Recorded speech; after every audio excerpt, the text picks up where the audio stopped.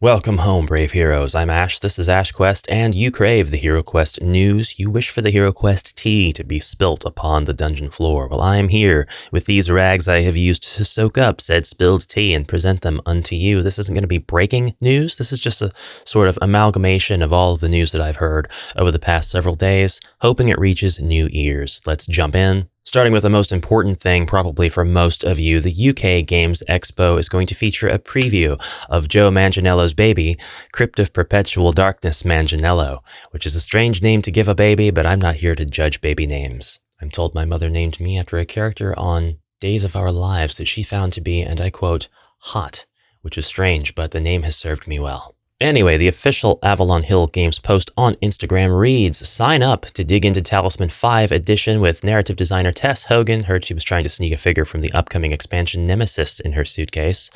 And sign up to hang out with game designer Doug Hopkins. Be one of the first to play HeroQuest Crypt of Perpetual Darkness, designed by Joe M. himself. Test your skills as a freelance space photographer in Cosmolancer, which is a reimagining of Kingdoms. That's happening at stand 3932 at the UK Games Expo. First Light will also be on site, confirms Avalon Hill, and Doug will be showing internal components and playing Crypt of Perpetual Darkness for the first time with fans. There may or may not be a pre-order announcement. They coyly tease with their monkey speak no evil emoji. May or may not be a pre-order announcement.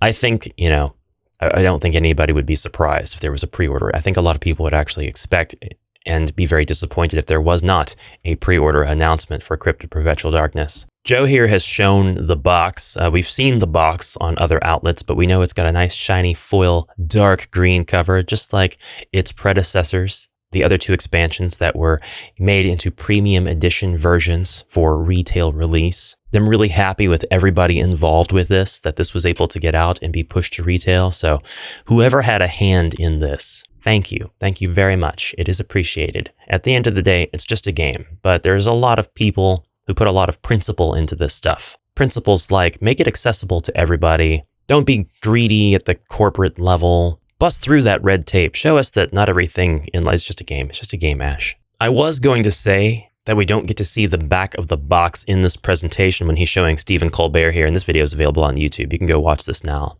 I will probably, actually, I'll just link it in the description below. But we do get a flash of the back of the box here. It's not very revealing, but it does show you several things, several pictures here on the back. It kind of makes sense that the back of this box would break convention from the other two boxes, mainly because we just live in a time where the HeroQuest re-release loves to say, hey, here are the rules, now I'm going to break them. It's something I've mentioned time and time again. A lovely little cheer from the crowd here. The Dungeons & Dragons player has created a HeroQuest expansion. This is a really awesome looking cover. This dragon, I may not prefer the dragon sculpt, although I vastly prefer it over whatever the heck that thing is from First Light. But the artwork of the dragon is metal. I love it. Also, it's really funny that his name is stylized in such a way here. I mean, fine, own it. You know what?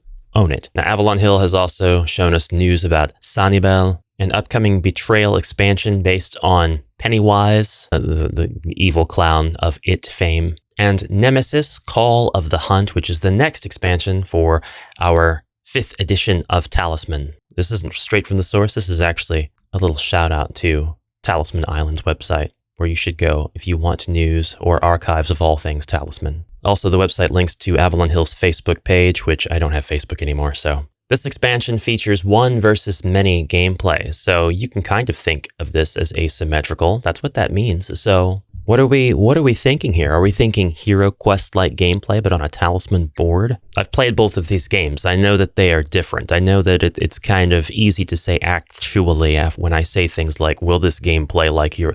That's not, take the least sensible version of that statement and just assume that's not what I meant. Sorry.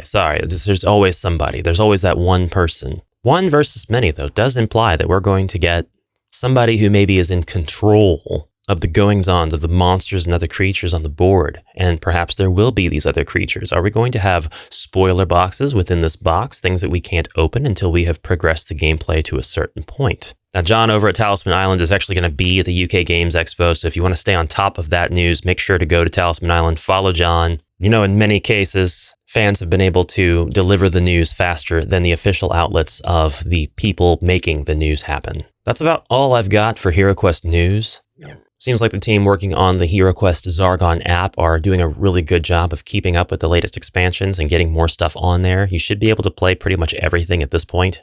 No, Crypt of Perpetual Darkness is not in the app yet, but First Light is in the app and everything else is in the app, including Against the Ogre Horde. So if you're still on version 4.1 because of the First Light quest update and not wanting to update past that because you'd lose the First Light quests, they're all in there again now, so you can update to the latest version again. You may have to do that manually if you were one of the people who stopped updates so that you wouldn't lose the First Light quests. Which incidentally was a thing that happened because they accidentally released all of the quests in an update on the app and then rolled out another update to hide all of them except like 1 or 2. But they're all on there now in the latest update. And if you're interested in making your own quests, don't forget about the updates to HQuest Builder, the unofficial but highly refined and highly polished building app so that you can make your own quests and publish them and share them online and print them off on really attractive paper. Not really sure why I said really attractive paper. Print them off. They look really attractive on paper. Featuring artwork for the old style of HeroQuest, the classic edition, as well as the contemporary editions. Thanks to the contributions of some very kind and talented vector artists, we have old style icons for the Rise of the Dreadmoon pack. Against the Ogre Horde's